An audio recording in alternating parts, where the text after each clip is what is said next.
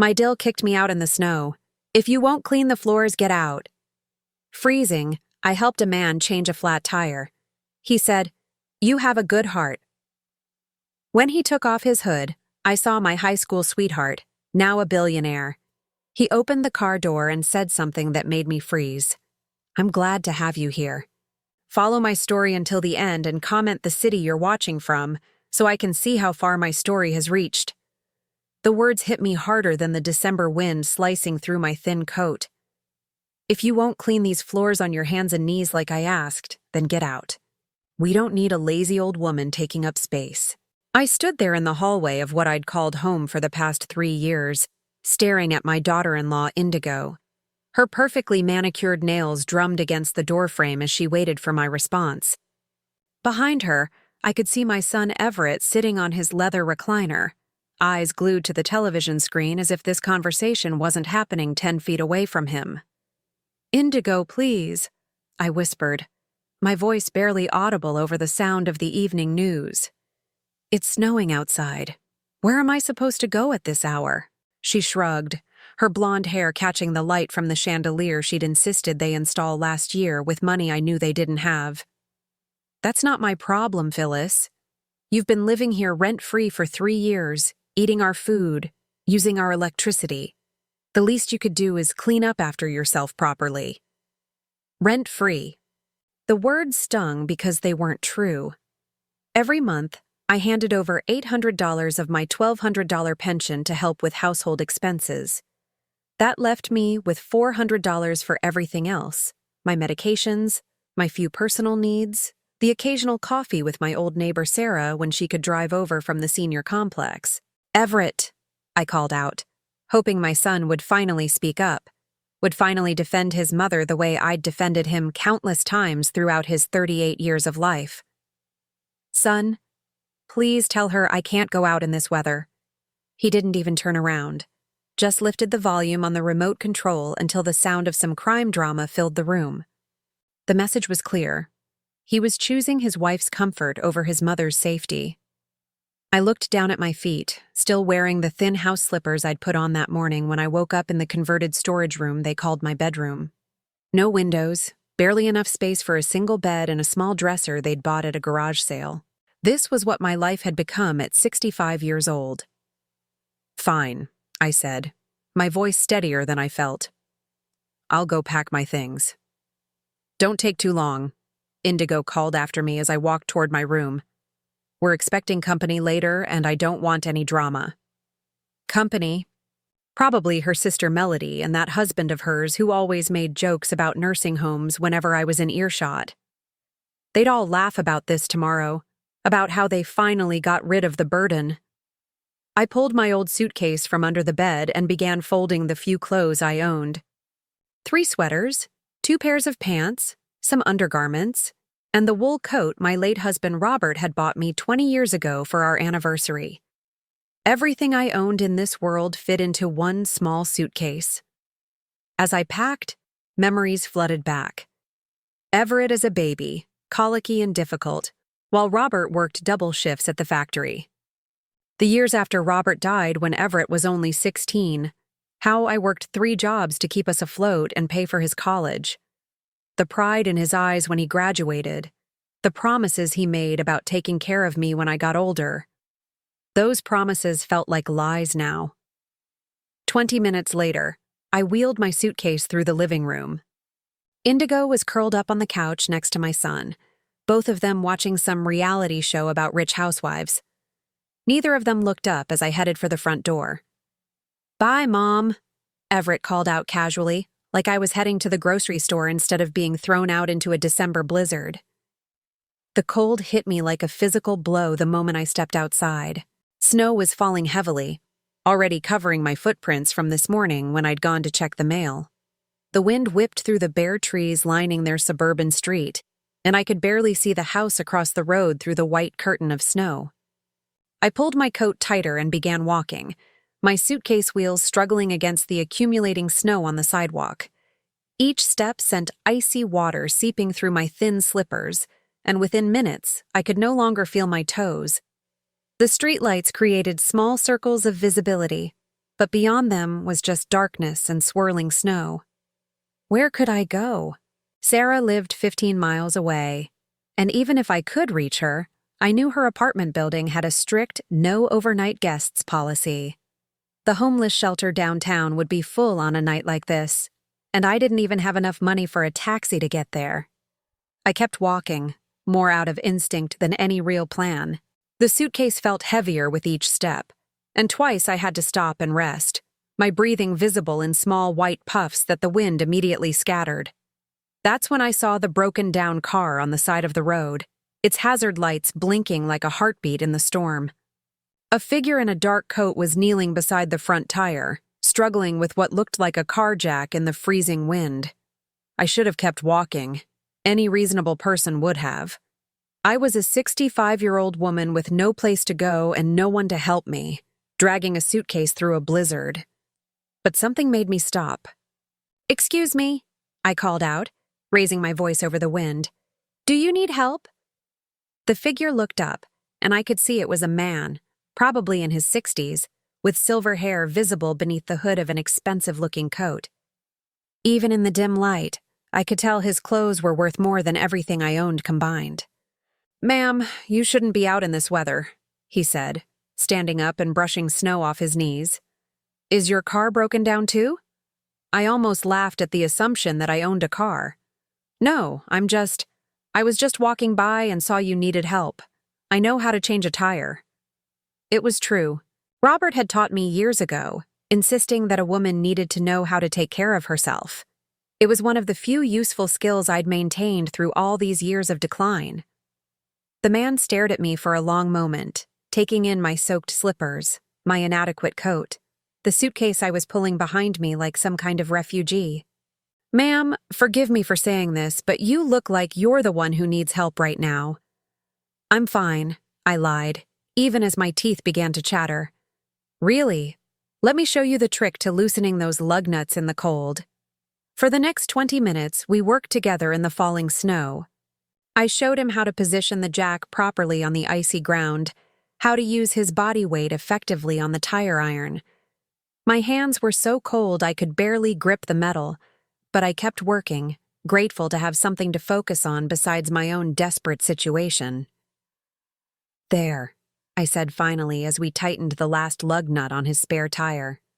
"That should get you where you're going safely." He stood up, wiping his hands on a cloth he'd pulled from his trunk. "Thank you. I don't know what I would have done without your help." He paused, looking at me more closely in the light from his car's interior. "You have a good heart, stopping to help a stranger when you're clearly dealing with your own troubles." Something in his voice made me look up, really look at his face for the first time. Even with the years that had passed, even with the lines around his eyes and the silver in his hair, I knew that voice. I knew those eyes. "Michael?"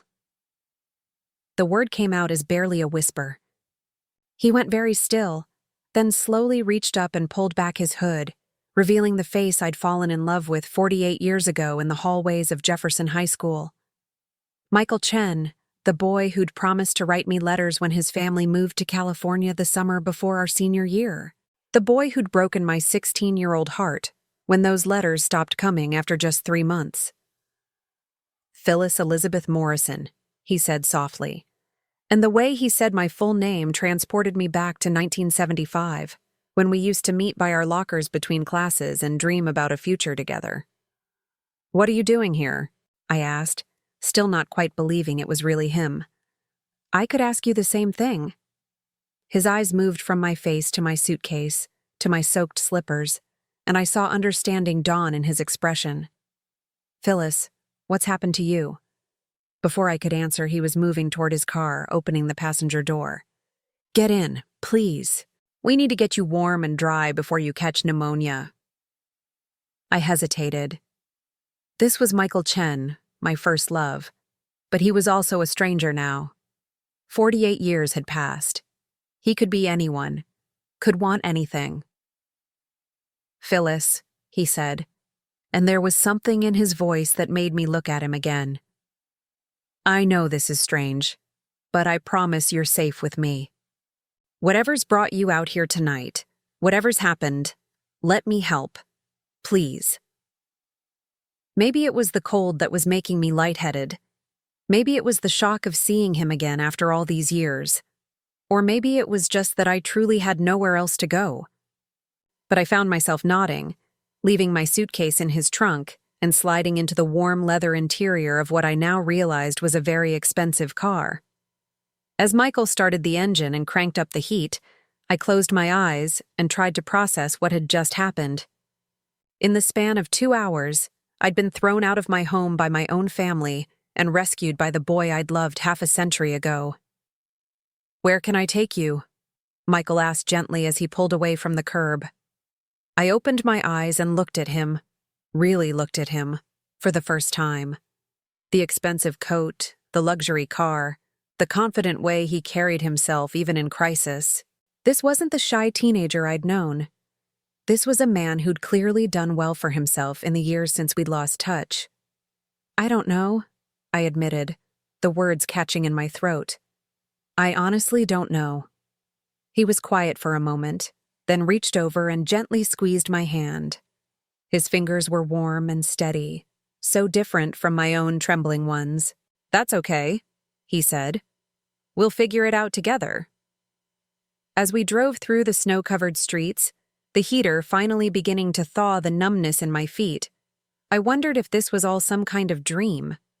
After years of feeling invisible, discarded, forgotten, here was someone from my past treating me like I mattered again. I didn't know what Michael Chen had become in the 48 years since we'd last spoken, but whatever else had changed, one thing remained the same. He still made me feel like I was worth saving. Michael took me to the Marriott downtown, the one with the marble lobby and crystal chandeliers that I'd only ever seen from the outside when the city bus dropped me off at the nearby medical center for my doctor appointments. The desk clerk didn't even blink when Michael requested their best available suite, just handed over the key cards with the practiced smile of someone accustomed to wealth. "Mr. Chen, welcome back," she said warmly. "Will you be staying long this time?" "I'm not sure yet," he replied, his hand gently resting on my back as he guided me toward the elevators. "We'll let you know." The suite was larger than the room I'd been living in at Everett's house. Floor-to-ceiling windows looked out over the city lights, now blurred by the continuing snowfall. A gas fireplace cast a warm glow across leather furniture that probably cost more than I'd made in a year, back when I was still working. "Sit," Michael said, gesturing toward the sofa closest to the fireplace. "Let me get you something warm to drink." I perched on the edge of the cushion, afraid to really relax into such expensive furniture with my damp clothes. Michael moved to the suite's kitchenette, and I heard the familiar sounds of someone making tea. It reminded me of Sunday afternoons at my grandmother's house when I was little, the way she'd fuss over guests until they felt completely welcome. "Here." He handed me a steaming mug and settled into the chair across from me, his eyes never leaving my face. "Now tell me what happened tonight. And don't say nothing. I know you better than that, even after all these years." The warmth of the tea seemed to unlock something inside me. Maybe it was the shock of the evening, or maybe it was seeing Michael again, but suddenly I was talking, telling him everything. About Robert's death 8 years ago, about the struggle to live on my small pension, about Everett's invitation to move in with them that had seemed like salvation at the time. "I thought it would be good for all of us," I said, staring into my tea. "I could help with cooking, cleaning, maybe babysit when they had children. I didn't realize I'd become their live-in servant." Michael's jaw tightened. "They made you pay rent?" $800 a month, almost my entire pension. The words tasted bitter. Indigo said it was only fair since I was using their utilities and eating their food, but I was the one doing most of the cooking, most of the cleaning. I think she just liked having someone to order around. "And your son allowed this?" I was quiet for a long moment, remembering all the times I'd hoped Everett would stand up for me, would remember who I was before I became this diminished version of myself. Everett learned a long time ago that keeping Indigo happy was easier than making waves. She has very specific ideas about how things should be done, and she doesn't tolerate disagreement. What triggered tonight's eviction? I almost laughed at how delicately he put it. She wanted me to scrub the bathroom floors on my hands and knees. Said using a mop wasn't thorough enough. When I suggested that at my age, maybe I could clean them effectively without crawling around on the tile, she decided I was being defiant. Michael set down his coffee cup with enough force to make me look up. His face was calm, but his eyes burned with an anger I'd never seen there before. She threw a 65-year-old woman out into a blizzard because you wouldn't scrub floors on your hands and knees? It sounds worse when you say it like that. It sounds like exactly what it is. Elder abuse.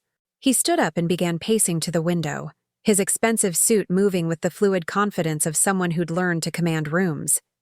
Phyllis, you can't go back there. I don't have anywhere else to go. The admission hung between us like a physical thing. My pension barely covers basic expenses. I can't afford an apartment on my own, even a studio. I looked into senior housing, but the waiting lists are years long. Michael stopped pacing and turned to face me.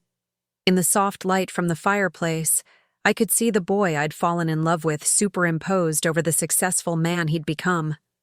Same dark eyes, same way of tilting his head when he was thinking. What happened to us, Phyllis? He asked quietly.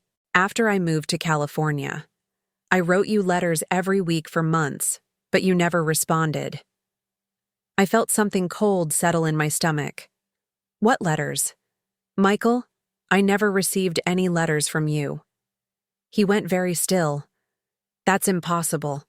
I sent them to your home address, the same one I'd been to dozens of times. I waited, I whispered, the old pain rising fresh and sharp. I waited for months. I thought you'd forgotten about me, found someone new in California.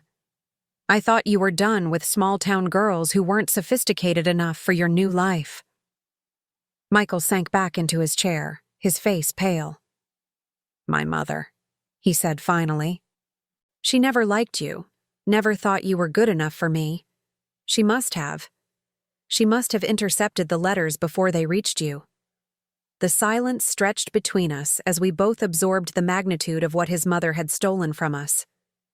48 years of wondering, of believing ourselves abandoned or forgotten, when the truth was that someone else had made the choice to separate us. I looked for you, he said eventually. Not right away. I was young and hurt and angry that you'd apparently cut me off completely.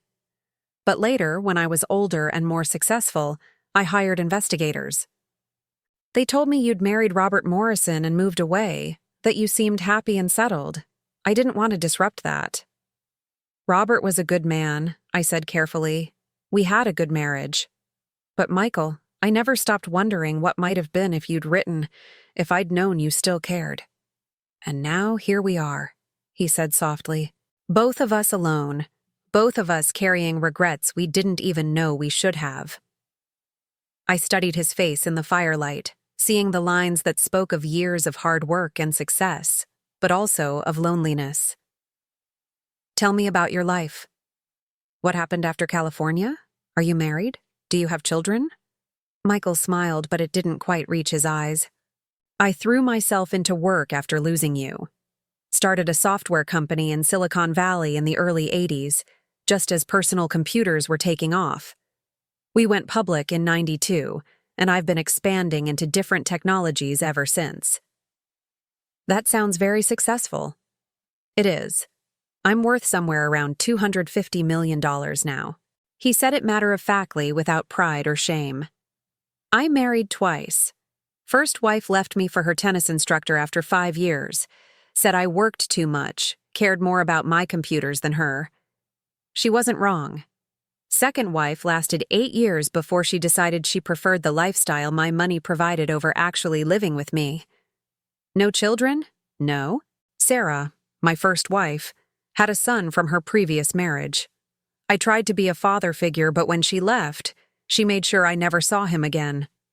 Carla never wanted kids, said they'd interfere with travel, with her social calendar. He leaned forward, resting his elbows on his knees. What about you? Besides Everett? Just Everett. I had 2 miscarriages after him, and then the doctor said it wasn't likely I'd carry another pregnancy to term. Robert and I talked about adoption, but I trailed off, not wanting to say that we'd never quite had enough money for the process, that every extra dollar went toward Everett's needs and expenses. You put everything into raising him? Everything. I thought about the jobs I'd taken, cleaning offices at night, working retail on weekends, anything to make sure Everett had what he needed. When Robert died, Everett was in his 2nd year of college. I kept working, kept paying his tuition and living expenses. I wanted him to finish, to have opportunities I'd never had. And how did he repay that sacrifice? I was quiet for a long time, staring into the fire. Finally, I looked up at Michael. He married a woman who sees me as competition for his attention and resources, and he chose her comfort over my basic safety. Michael's expression hardened again. He doesn't deserve you. He's my son. That doesn't give him the right to treat you like a burden. Michael moved from his chair to sit beside me on the sofa, close enough that I could smell his cologne. Expensive but not overwhelming, different from the drugstore aftershave Robert used to wear. Phyllis, I want to ask you something, and I need you to really think before you answer. I nodded, suddenly nervous about what he might say. What if you didn't have to worry about money anymore? What if you could live anywhere you wanted, do anything you wanted, without having to depend on people who don't appreciate you? That's not realistic, Michael. I'm 65 years old.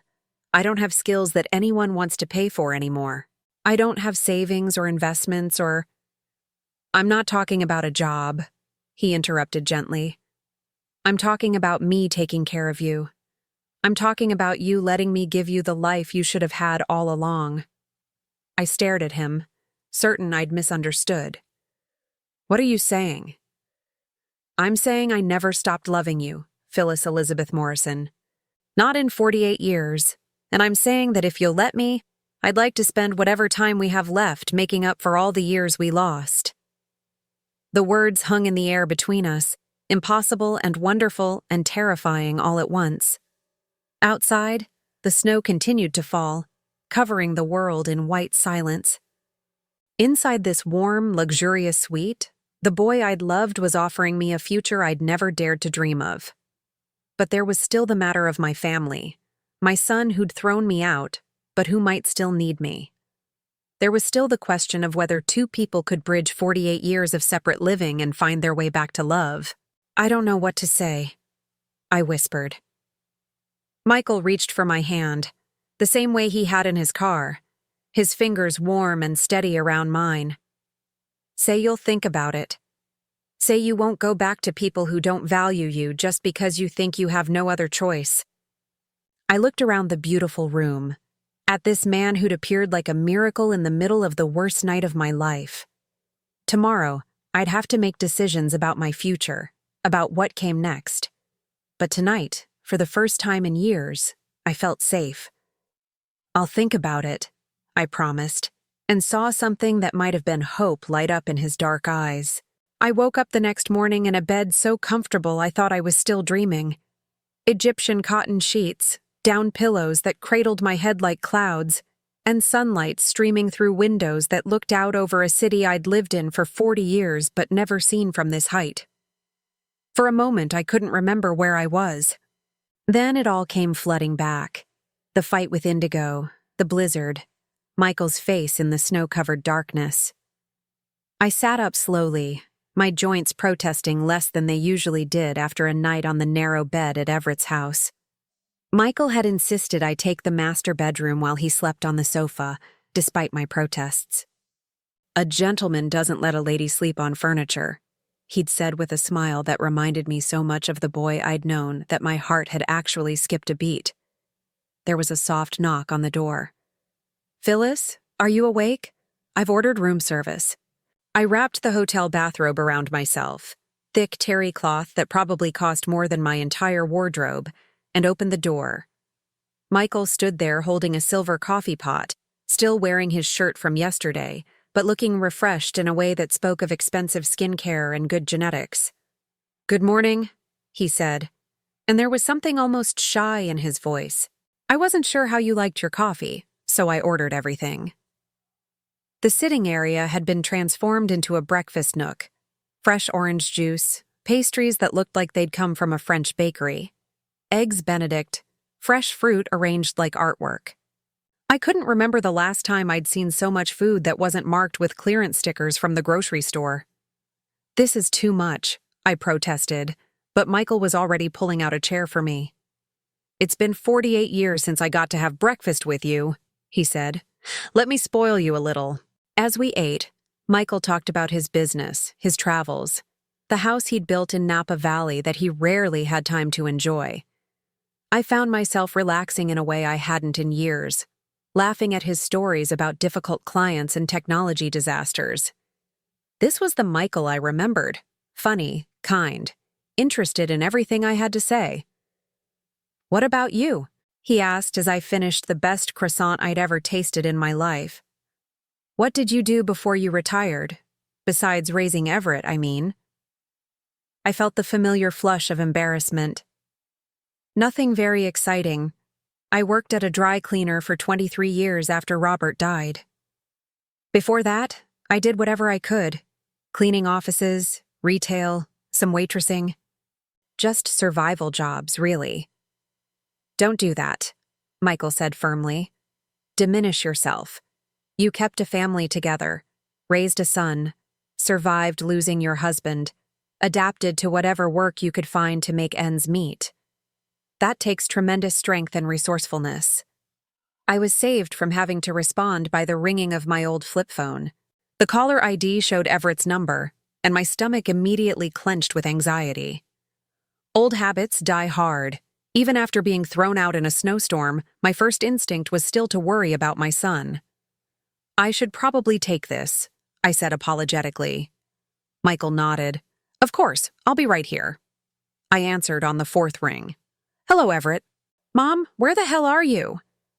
His voice was tight with an emotion I couldn't quite identify. "Indigo's been calling around looking for you all morning. She's worried sick." Worried sick, after throwing me out in a blizzard. The irony would have been funny if it wasn't so painful. "I'm fine," I said simply. "I found somewhere warm and safe to stay." "Where?" "With that Sarah woman?" "Because I called her place and she said she hadn't heard from you." I glanced at Michael, who was pretending to read a newspaper but clearly listening to every word. "I'm staying with an old friend." "What old friend?" "Mom, you don't have any friends with money. I can tell you're somewhere fancy. I can hear it in the background. What's going on?" There was something in Everett's voice that I'd never heard before. Not concern for my well-being, but something that sounded almost like panic, as if my being somewhere fancy was somehow threatening to him. "It doesn't matter where I am," I said. "I'm safe, I'm warm, and I'm being treated with respect. Something I haven't experienced in your house for quite some time." "Mom, don't be dramatic. Indigo was just having a bad day yesterday. You know how stressed she gets. Come home and we'll work this out." "Work what out exactly?" "The fact that I pay $800 a month to be treated like hired help. The fact that your wife thinks it's appropriate to demand I scrub floors on my hands and knees? Or the fact that you sat there and watched her throw your mother out into a snowstorm without saying a word?" Silence on the other end. Then, "She said you could come back if you apologized." The words hit me like a physical blow. After everything that had happened, after I'd nearly frozen to death on the streets because of their cruelty, they wanted me to apologize. "Goodbye, Everett," I said quietly, and hung up before he could respond. Michael looked up from his newspaper. "Everything all right?" "They want me to apologize," I said, still staring at my phone. "For what? Refusing to be abused?" Before I could answer, my phone rang again. This time it was a number I didn't recognize. "Hello? Is this Phyllis Morrison?" The voice was female, young, with an edge of barely controlled hysteria. "Who is this?" "This is Indigo. I'm using my sister's phone because you're not answering when I call from mine. I almost hung up immediately, but something in her tone made me pause. Gone was the cold authority from yesterday. Instead, she sounded frantic, desperate in a way I'd never heard before. What do you want, Indigo? I want to know where you are and who you're with. Her voice was shaking. Everett said you're staying somewhere expensive, with some friend who has money. I need to know who it is. Why? Because. She paused, and I could hear her breathing heavily. Because I know everyone in your social circle, Phyllis. You don't have friends with money. So either you're lying about where you are, or something else is going on. Michael was watching me now, his expression concerned. I put the phone on speaker so he could hear. I don't owe you any explanations, I said. Yesterday you made it very clear that I wasn't welcome in your home, so my whereabouts are no longer your concern. Phyllis, please. The desperation in Indigo's voice was unmistakable now. I'm begging you. Just tell me who you're with. What's his name? His name. Interesting that she automatically assumed it was a man, and interesting that she was so panicked about it. Why does it matter? I asked. Because. Another long pause. Because what if he's dangerous? What if he's taking advantage of you? I'm worried about you. Michael raised an eyebrow at that, his expression shifting from concern to something colder. You're worried about me, I repeated slowly. After throwing me out in a blizzard because I wouldn't scrub your bathroom floor. That was a mistake, Indigo said quickly. I was stressed. I wasn't thinking clearly. But this is different. This is about your safety. Something clicked in my mind. How do you know I'm somewhere expensive, Indigo? What? You said Everett told you I was somewhere fancy, that he could hear it in the background. But I was just talking to him on the phone. How would you know about expensive surroundings unless you were listening in on an extension? Silence. Then, I was just worried. Or unless you've been doing research, I continued. Unless you've been trying to figure out who I might be with and what that could mean for you. Michael leaned forward, suddenly very interested in the conversation. I don't know what you're implying, Indigo said, but her voice was getting higher, more strained. I'm not implying anything. I'm asking directly. What are you really afraid of? A long pause. Then, in a voice so quiet I almost didn't hear it. What's his name, Phyllis? Please, I just need to know his name. I looked at Michael, who nodded slightly. His name is Michael Chen, I said clearly.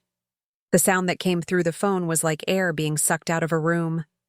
Complete dead silence for so long that I thought the call had been disconnected. Indigo, are you there?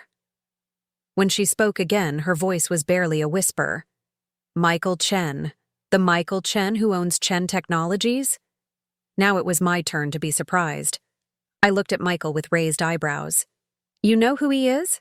I asked. Oh, God, Indigo breathed. Oh, my God. Phyllis, where are you right now? What hotel? How do you... What hotel, Phyllis? Please. I looked at Michael again, confused by the sudden shift in Indigo's entire demeanor. He was frowning now, clearly trying to piece together why my daughter-in-law would know who he was. The Marriott downtown, I said finally. Don't go anywhere, Indigo said, her voice now urgent in a completely different way than before. Don't sign anything. Don't agree to anything. I'm coming down there right now. Indigo, what's wrong? How do you know Michael? I don't know him personally, she said, speaking so fast the words tumbled over each other. But Everett works for Henderson Construction, and they've been trying to get a contract with Chen Technologies for 2 years. It would be the biggest deal in the company's history. Phyllis, do you understand what this means? I felt something cold settle in my stomach as the pieces began falling into place. What does it mean? It means you're sitting next to a man who could change our entire life with one phone call. It means you have power now, real power, and I was. Oh God, what have I done? The desperation in her voice was complete now, all pretense of authority or control gone. She'd gone from treating me like a burden to realizing I might be the key to everything she'd ever wanted. "I'll be there in 20 minutes, she said. "Don't do anything until I get there, please, Phyllis, I'm begging you." The line went dead. I set the phone down and looked at Michael, whose expression had gone completely unreadable. "Henderson Construction," he said quietly. "Your son works for Henderson Construction." "You know them?" Michael's smile was cold, nothing like the warm expressions I'd been seeing all morning. "Oh, I know them very well. They've been sending proposals to my company for months, calling my assistants, showing up at my office building trying to get meetings. Very persistent people." "Everett mentioned some big contract they were hoping for," I said slowly. "He's been working overtime, staying late, bringing work home." Indigo kept talking about how this deal could change everything for them financially. And now she realizes that the woman she threw out in the snow is personally acquainted with the man who controls that contract. Michael leaned back in his chair, and for the first time since I'd met him again, he looked every inch the powerful businessman he'd become. How interesting. The irony of the situation was starting to sink in. For 3 years, I'd lived in their house feeling like a burden, like someone they tolerated out of obligation. And all this time, I'd been one chance encounter away from having something they desperately wanted. "What are you going to do?" I asked. Michael was quiet for a long moment, staring out the window at the city below. When he looked back at me, his expression was thoughtful. "That depends," he said finally. "What do you want me to do?" For the first time in years, someone was asking what I wanted, instead of telling me what I should accept. The power dynamic that had defined my life since Robert's death was shifting, and I wasn't sure how to handle it. 20 minutes later, we heard frantic knocking on the suite door. "That'll be them," I said quietly. Michael stood up, straightening his shirt. "Ready?" I thought about yesterday, about scrubbing floors, about walking through the snow with nowhere to go, about feeling invisible and disposable. Then I looked at Michael, at the luxury surrounding us, at the future he was offering. "Ready," I said, and meant it. When Michael opened the door, Indigo practically fell into the room. She'd clearly thrown on whatever clothes were closest: jeans, a wrinkled sweater, hair pulled back in a messy ponytail. Behind her stood Everett, looking confused and uncomfortable. "Mr. Chen," Indigo said breathlessly, extending her hand. "It's such an honor to meet you. I'm Indigo Morrison, and this is my husband Everett. We're so grateful you helped Phyllis last night." Michael shook her hand politely but didn't smile. "Mrs. Morrison, Mr. Morrison." Everett stepped forward, clearly still trying to understand why his mother was having breakfast with one of the most successful businessmen in the state. "Mom, we need to talk. This whole thing has gotten out of hand." "Has it?" I asked, remaining seated at the breakfast table. "Which part? The part where your wife threw me out in a snowstorm, or the part where you let her do it?" Indigo shot her husband a look that could have cut glass, then turned back to Michael with the kind of desperate charm she usually reserved for people she needed favors from. "Mr. Chen, I hope you understand that this was all a terrible misunderstanding. We love Phyllis dearly, and we've been worried sick about her." "Worried enough to call the police when she went missing?" Michael asked mildly. Another silence. We knew she was resourceful," Everett said weakly. Michael nodded slowly, as if this explained everything. "I see. So resourceful that you felt comfortable letting a 65-year-old woman wander around in a blizzard rather than, say, apologizing for your wife's behavior and asking her to stay." "Now wait just a minute," Everett said, some of his usual defensiveness returning. "You don't know the whole story. My mother can be. Difficult sometimes, set in her ways." I felt something snap inside me. Difficult? Because I didn't want to crawl around on bathroom floors? That's not what I meant. Then what did you mean? The words came out louder than I intended, and for the first time in years, I didn't care who was uncomfortable with my anger. Please, enlighten me. Enlighten Mr. Chen. Tell him exactly how difficult I've been while paying $800 a month to live in your storage room and clean your house. Everett's face flushed red. Mom, you're embarrassing yourself. No, Michael said quietly, but his voice carried the unmistakable authority of someone accustomed to being heard. I think you're embarrassing yourself. And your wife. The room fell silent except for the sound of Indigo's rapid breathing. I could practically see her mind racing, trying to figure out how to salvage a situation that was spiraling completely out of her control.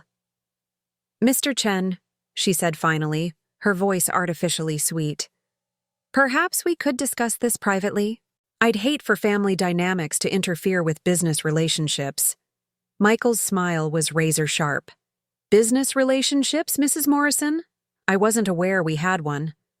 Well, no, not yet. But Henderson Construction has been hoping— Yes, Michael interrupted.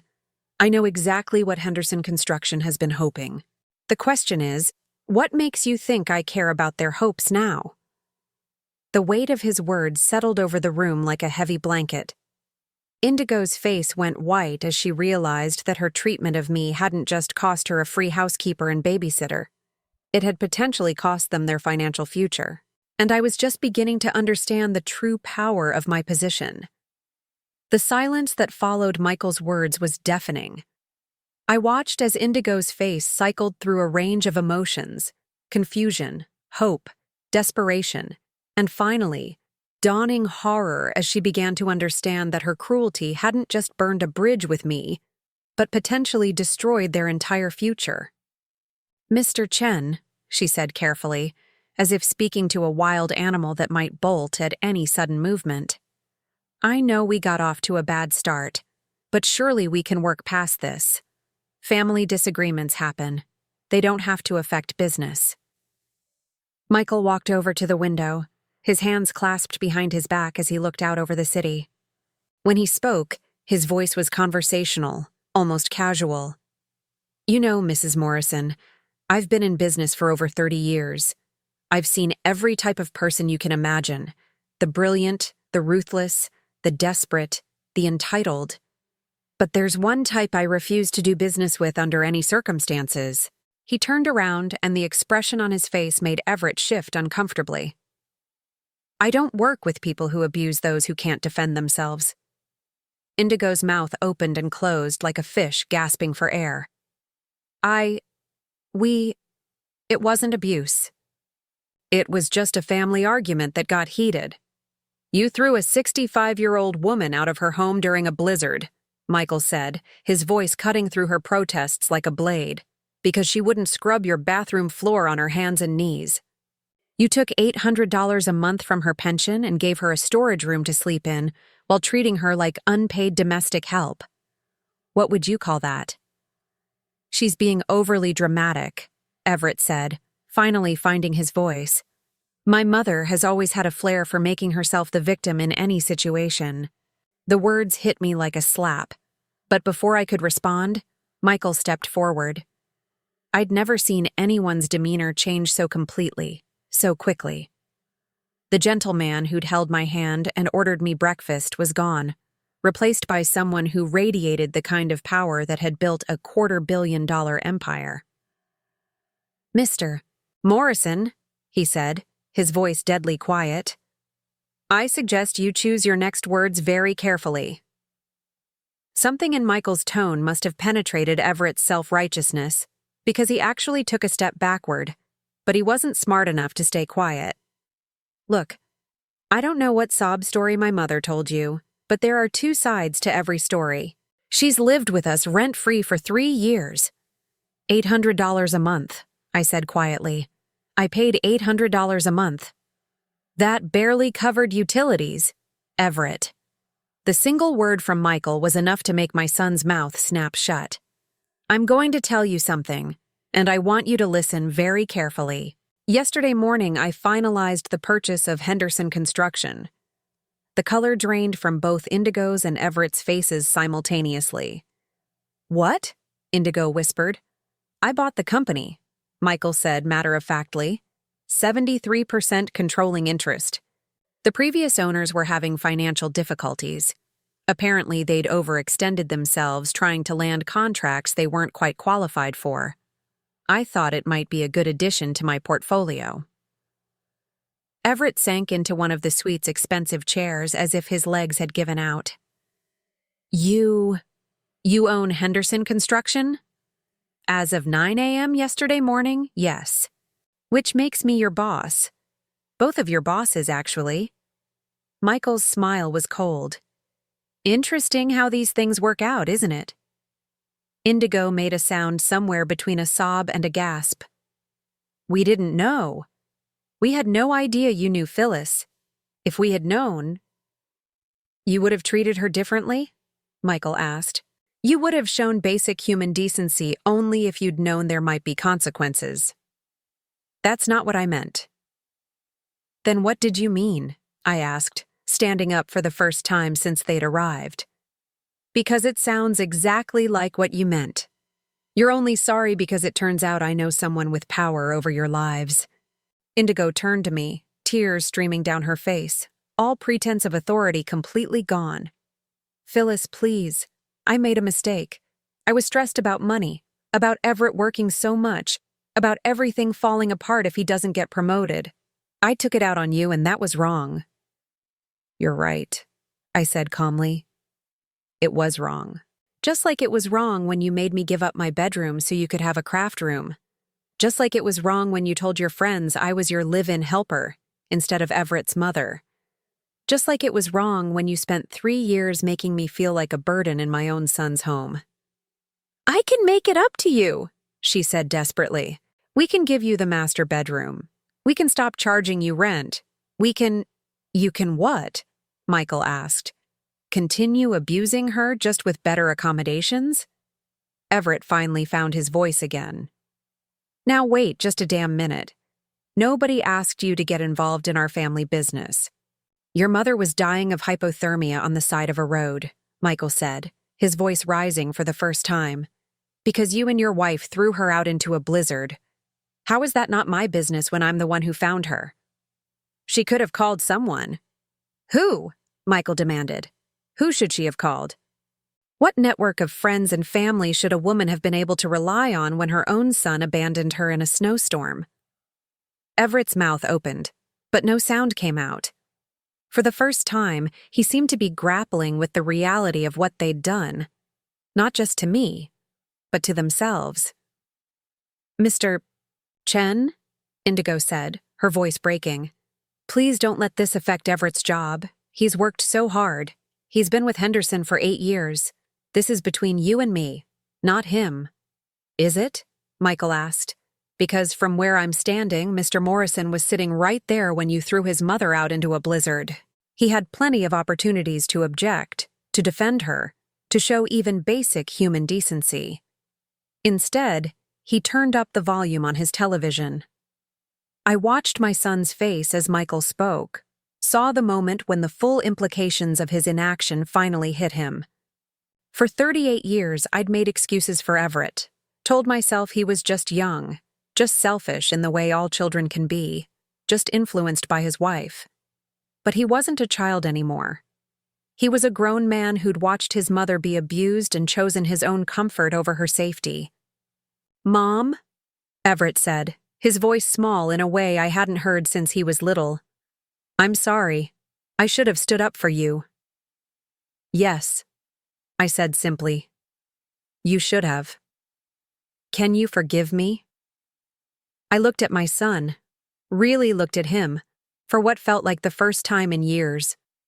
I saw Robert's nose, my own stubborn chin, the little boy who used to crawl into my bed during thunderstorms.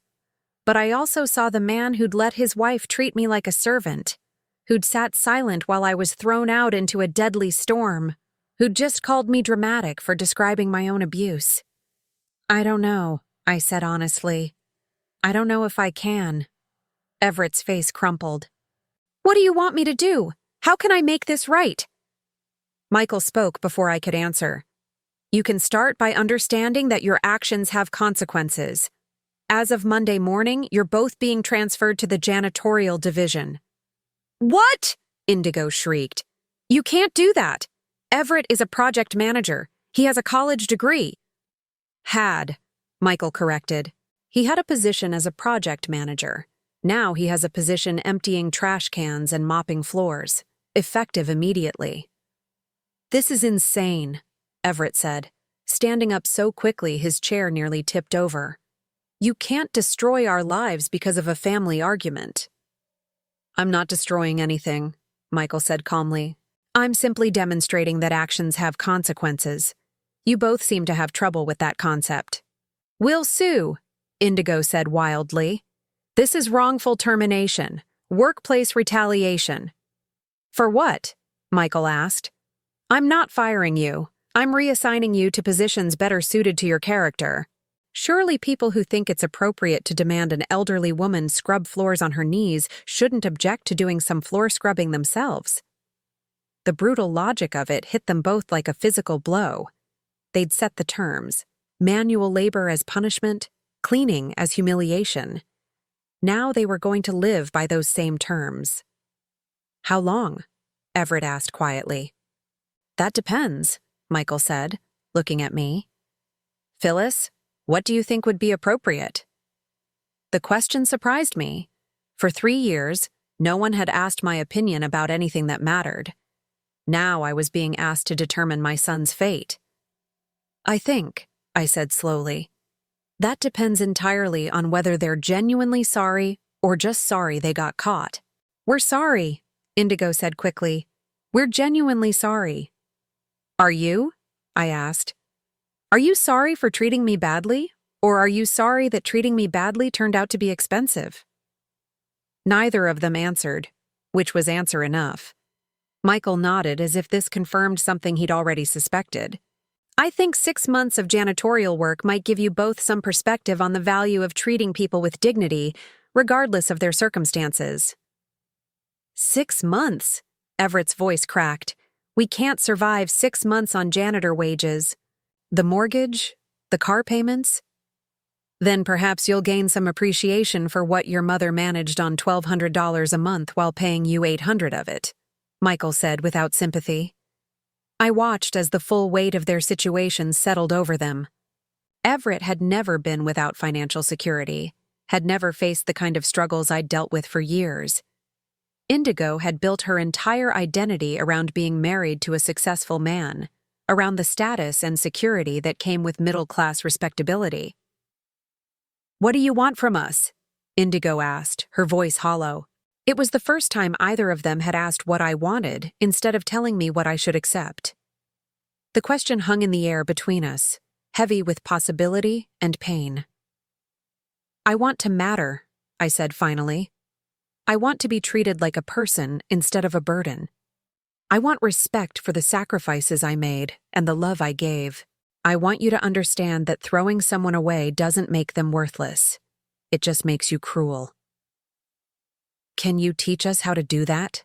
Everett asked, and for the first time since he'd arrived, I heard something real in his voice. Not manipulation or desperation, but genuine regret. I looked at my son, at his wife, at the mess they'd made of their lives in a single evening of cruelty. Then I looked at Michael, who was watching me with the same patient attention he'd shown 48 years ago when I was trying to solve a difficult math problem. I don't know, I said honestly, but maybe we can find out. Michael stepped closer to me, his hand finding mine with the same gentle certainty he'd shown in the car last night. Whatever you decide, you don't have to face it alone anymore. As I stood there between my past and my future, between the family that had failed me and the love that had found me again, I realized something important. For the first time in years, I had choices. Real choices, backed by real power, and I intended to use them wisely. 3 days passed in a strange kind of limbo. Michael had extended our stay at the hotel while I tried to sort through the wreckage of my old life and figure out what I wanted my new one to look like. Each morning, I woke up in luxury I'd never imagined. and each evening I fell asleep wondering if I deserved any of it. Michael was patient in a way that reminded me why I'd fallen in love with him all those years ago. He didn't pressure me to make decisions, didn't try to convince me that choosing him was the obvious answer.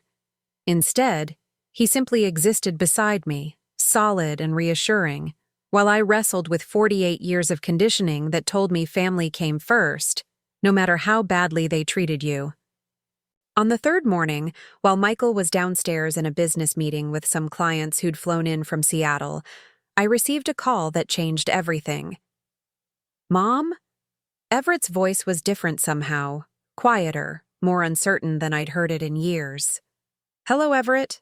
Could you meet me somewhere? Just you and me? I know you're angry, and you have every right to be, but I need to talk to you. Without Indigo, without Michael Chen, just us." I was quiet for a long moment, looking out the hotel window at the city below.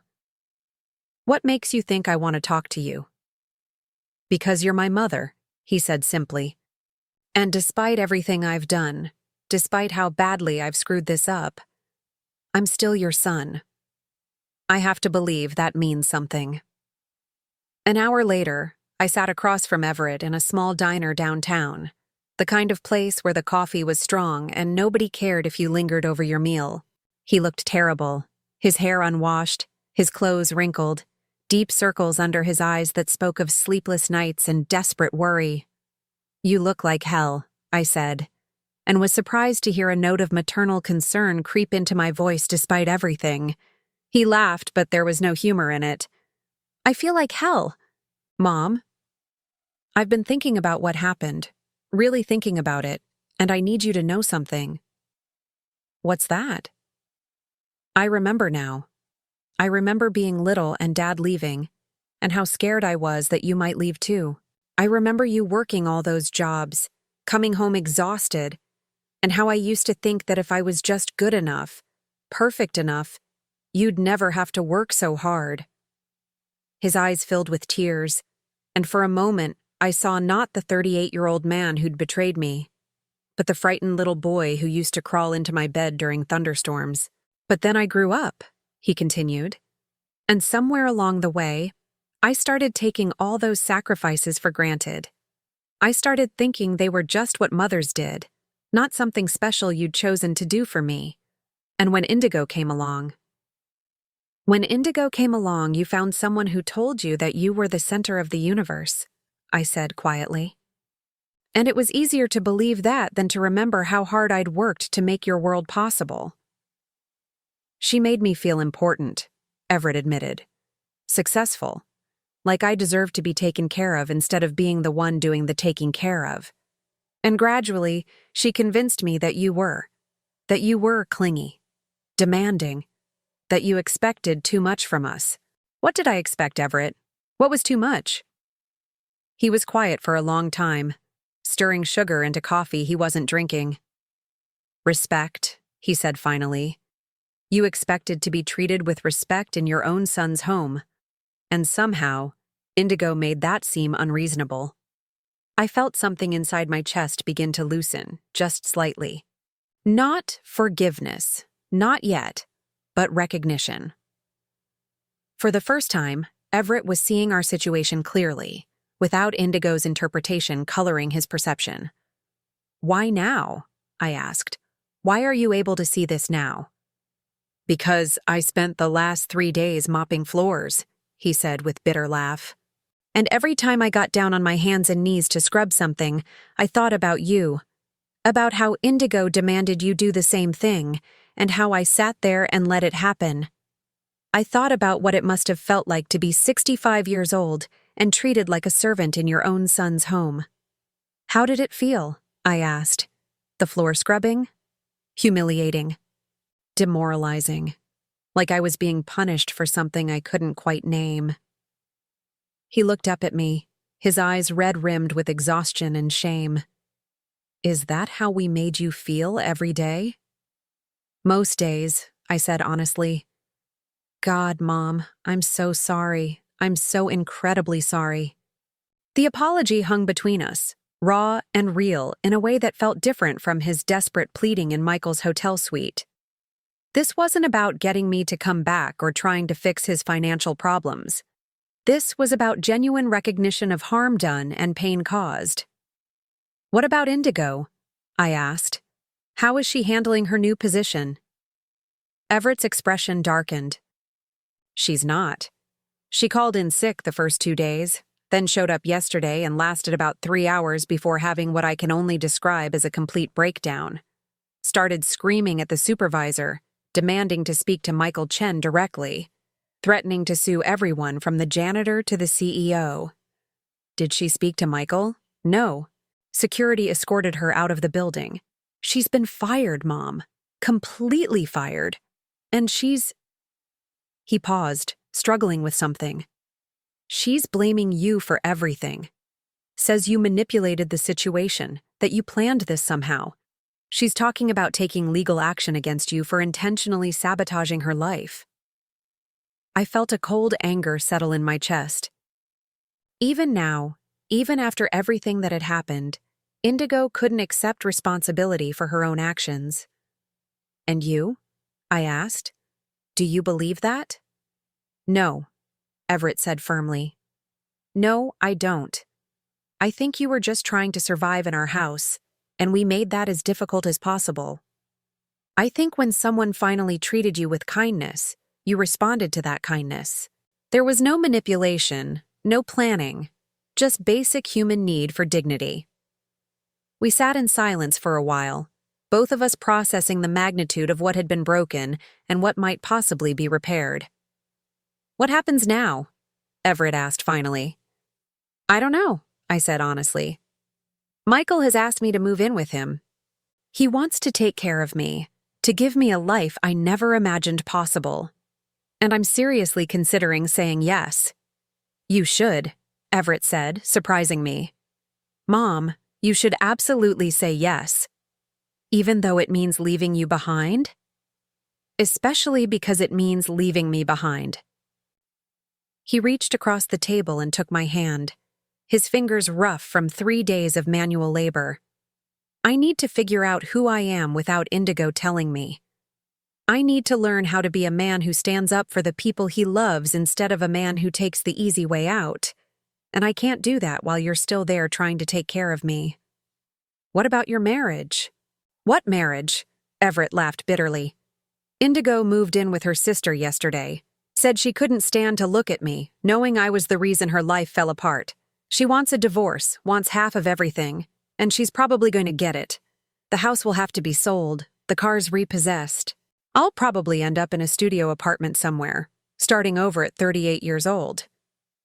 "I'm sorry," I said, and was surprised to discover I meant it. "Don't be. This is what I deserve. This is what we both deserve." He squeezed my hand. "But you, Mom, you deserve so much better than what I gave you. If Michael Chen can provide that, then please, please don't let guilt over me stop you from taking it." I studied my son's face, looking for signs of manipulation or hidden agenda, but found only exhaustion and genuine remorse. "There's something I need to know," I said. "If Michael wasn't involved, if there were no consequences for how you'd treated me, would you still be sorry?" Everett was quiet for a long time, really thinking about the question. "I want to say yes," he said finally. "I want to believe I would have eventually seen how wrong we were, but honestly, I don't know. I might have just kept making excuses, kept believing Indigo's version of events. It might have taken something this dramatic to wake me up. At least you're being honest." "I'm trying to be. For the first time in years, I'm trying to be completely honest about who I am and what I've done."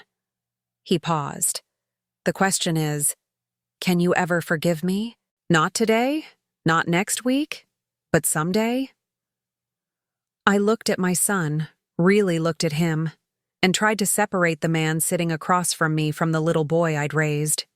He'd hurt me deeply, betrayed every sacrifice I'd made, chosen comfort over loyalty. But he was also genuinely remorseful, genuinely committed to change, genuinely willing to face consequences without trying to shift blame. "I don't know," I said finally, "but I'm willing to find out." Relief flooded Everett's face. "That's more than I deserve." "Maybe, but it's what I'm offering."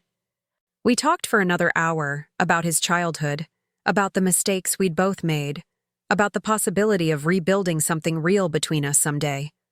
When I finally stood to leave, Everett stood too, hesitating for a moment before pulling me into a hug. "I love you, Mom," he whispered against my hair. "I know I haven't shown it, but I do love you." "I love you too," I said, and felt some of the ice around my heart begin to thaw. "But love isn't enough anymore, Everett. There has to be respect. There has to be consideration. There has to be proof that you value me as a person, not just as a mother who exists to serve your needs." "I understand. And I'll spend however long it takes proving that I can be the son you deserved all along." When I returned to the hotel, Michael was waiting for me in the suite sitting area, reading a book and sipping tea. He looked up when I entered, his eyes searching my face for clues about how the meeting had gone. "How was it?" he asked gently. "Hard, necessary, maybe hopeful." I sat down beside him on the sofa, suddenly exhausted by the emotional weight of the day.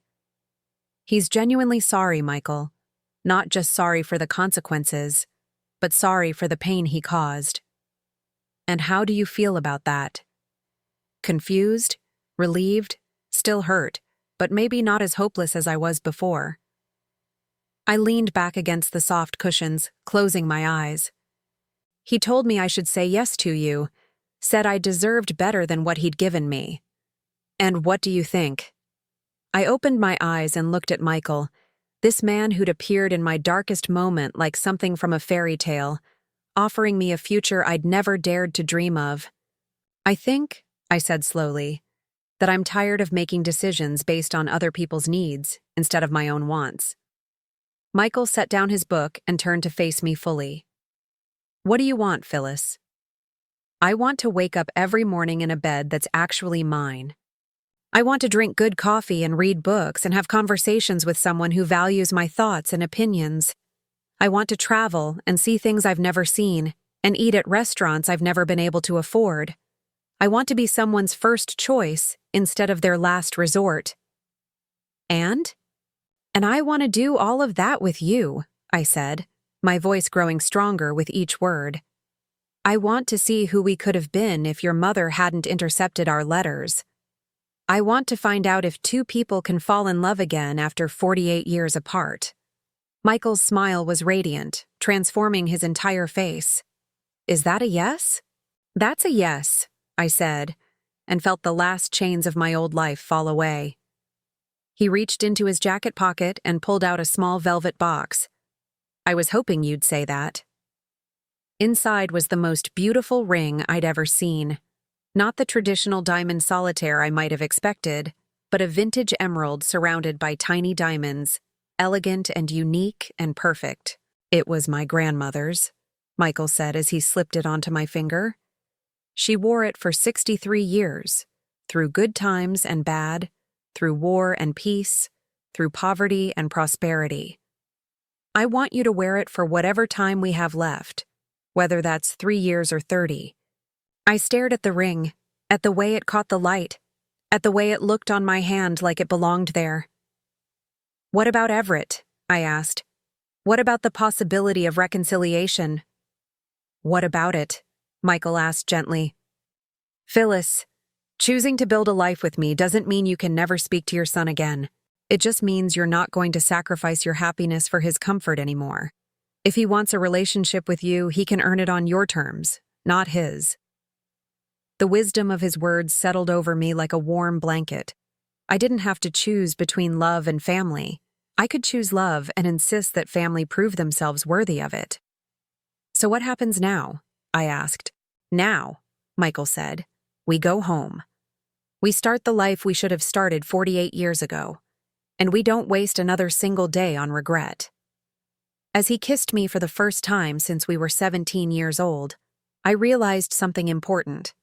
Sometimes the most radical act isn't forgiveness or revenge. Sometimes it's simply choosing yourself. Choosing your own happiness, your own worth, your own future. And for the first time in my adult life, that's exactly what I was doing.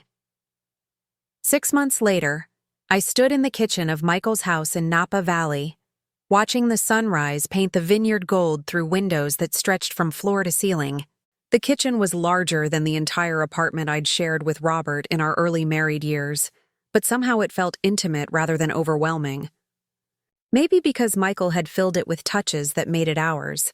My grandmother's recipe box on the counter, photos from our recent trip to Italy on the refrigerator, herbs growing in small pots along the windowsill that I tended each morning. I was making pancakes, a skill I'd perfected during those lean years when Everett was young, and fancy breakfasts were the one luxury I could afford to give him. The irony wasn't lost on me that now, when I could afford to have a chef prepare anything I wanted, I was choosing to cook for the simple pleasure of it. "Something smells incredible," Michael said as he entered the kitchen, his hair still damp from his morning shower. Even at 66, he moved with the energy of a much younger man, though I'd learned to recognize the small signs of contentment that had softened his edges since we'd been together. The way he hummed unconsciously while reading. The way he reached for my hand without thinking whenever we walked together. "Blueberry pancakes," I said, flipping the last one with perhaps more flourish than necessary. "I found fresh berries at the farmer's market yesterday." "The same farmer's market where you spent 45 minutes discussing soil composition with that young organic grower?" Michael asked with amusement, wrapping his arms around my waist from behind. "His technique was fascinating," I protested, leaning back against his chest. "I never had the opportunity to learn about gardening when I was younger. Too busy working, too tired when I got home." "And now?" "Now I have time to be curious about everything I missed."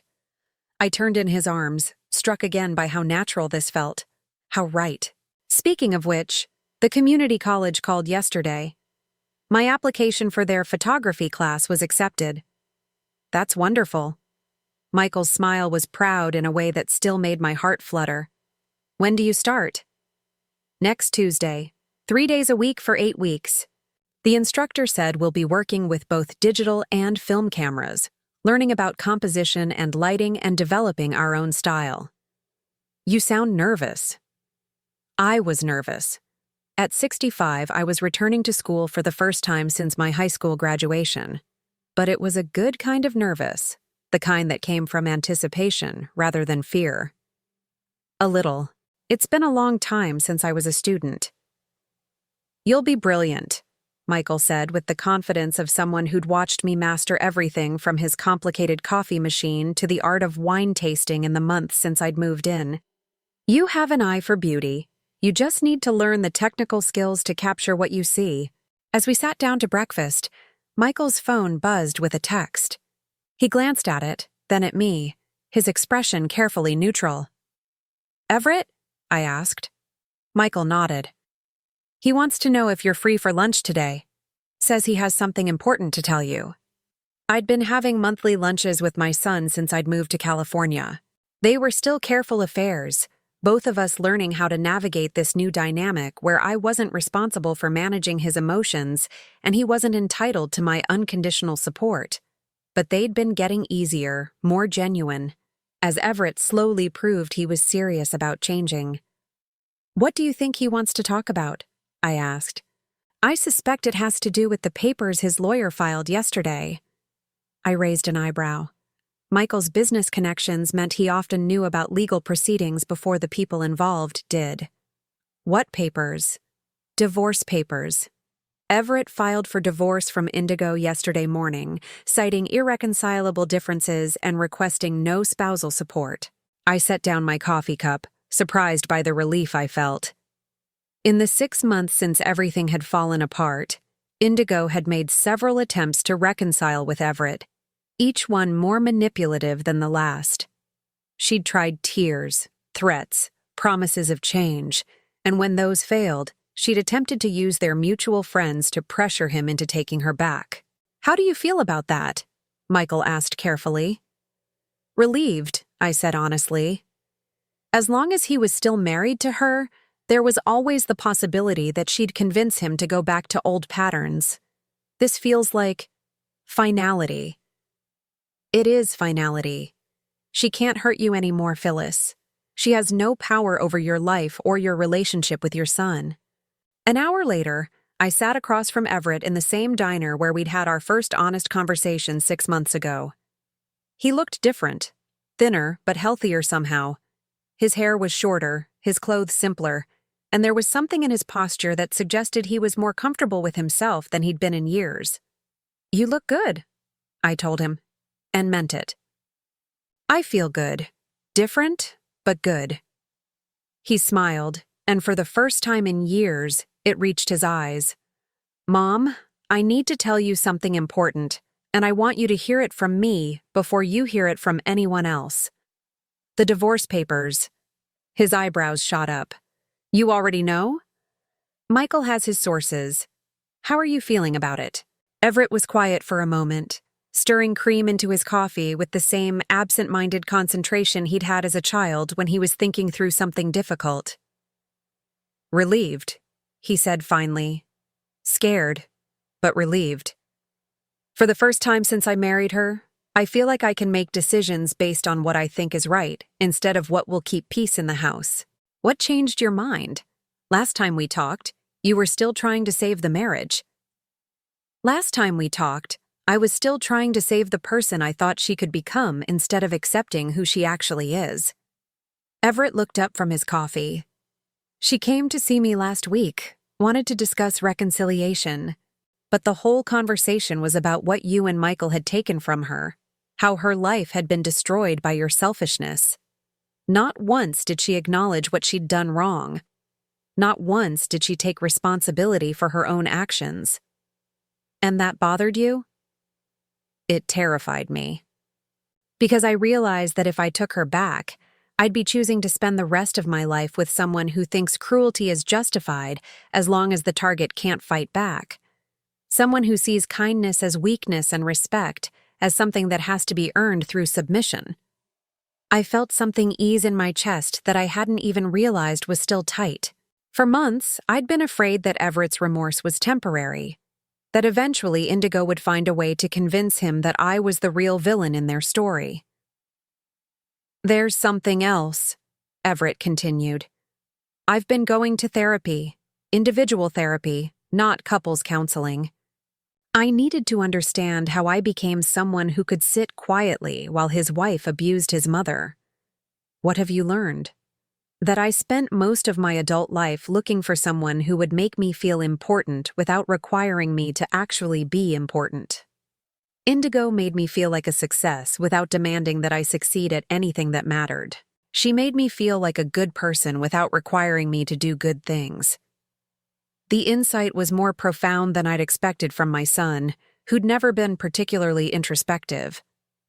Dr. Martinez, my therapist, helped me understand that when you sacrifice for someone without them acknowledging the sacrifice, it can create resentment instead of gratitude. I think that's what happened with us. You gave me so much, worked so hard to provide for me, and I started taking it for granted instead of being grateful for it. You were a child, Everett. Children are supposed to take their parents' love for granted. But I wasn't a child when I married Indigo. I wasn't a child when I let her treat you like a servant in our house. I was a grown man who chose comfort over courage, and that's something I have to live with." We were quiet for a moment, both of us processing the weight of his words. "What happens now?" I asked. "Now I figure out who I am when I'm not trying to please someone who can't be pleased. I keep working.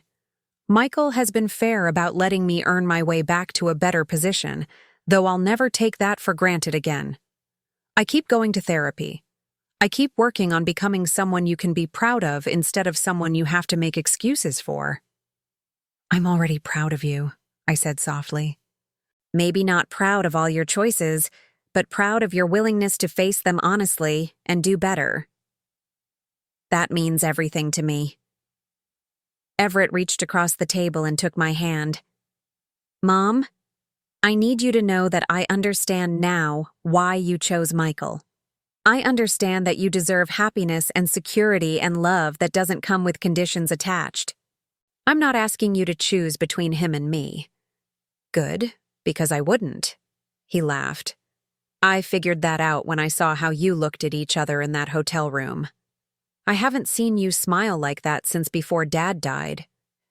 Michael makes me happy in a way I'd forgotten was possible. Then I'm happy for you.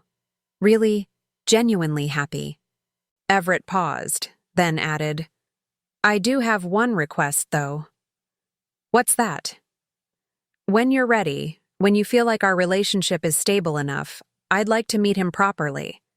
Not as the man who destroyed my life, but as the man who gave my mother a chance to start over. I felt tears prick the corners of my eyes. I think that could be arranged. And maybe sometime I could see your new house, see where you're living, meet your friends, be a part of your life instead of expecting you to revolve around mine. I would love that. As I drove back to Napa Valley that afternoon, I thought about the journey that had brought me here. 6 months ago, I'd been a woman who believed her worth was measured by how much others needed her, how much she could sacrifice, how small she could make herself to fit into spaces that weren't designed for her comfort. Now I was a woman who woke up each morning in a bed that was actually mine, in a house where my opinions mattered, next to a man who saw my happiness as essential to his own. I had friends I'd met at the community center, hobbies I was exploring for pure pleasure, and a son who was learning to value me as a person rather than taking me for granted as a resource. When I pulled into our driveway, Michael was in the garden, pruning roses with the careful attention he brought to everything he cared about. He looked up when he heard my car, his face lighting up with the kind of uncomplicated joy that still amazed me. How did it go? He asked, pulling off his gardening gloves as I approached. Better than I hoped. He filed for divorce. He's staying in therapy. He wants to meet you properly and see our home. Our home, Michael repeated, as if testing the words. I like the sound of that. So do I. That evening, we sat on the deck overlooking the vineyard, sharing a bottle of wine from grapes that had been growing on this land longer than we'd been alive. The sunset painted everything golden, and for the first time in my adult life, I felt completely at peace. Do you ever regret it? Michael asked, his hand finding mine in the gathering twilight. Leaving your old life behind? Never, I said without hesitation. I don't regret fighting for my dignity. I don't regret choosing happiness over obligation. And I don't regret giving us a second chance. Even if it meant hurting Everett. I didn't hurt Everett. His own choices hurt him. I just stopped absorbing the impact of those choices for him. I turned to look at Michael, this man who'd saved me in more ways than one. You know what I regret? What? I regret that it took me 65 years to learn that love without respect isn't actually love at all. I regret all the years I spent believing that being needed was the same thing as being valued. And now? Now I know the difference. I lifted our joined hands and kissed his knuckles, tasting the lingering sweetness of wine. Now I know what it feels like to be chosen instead of settled for.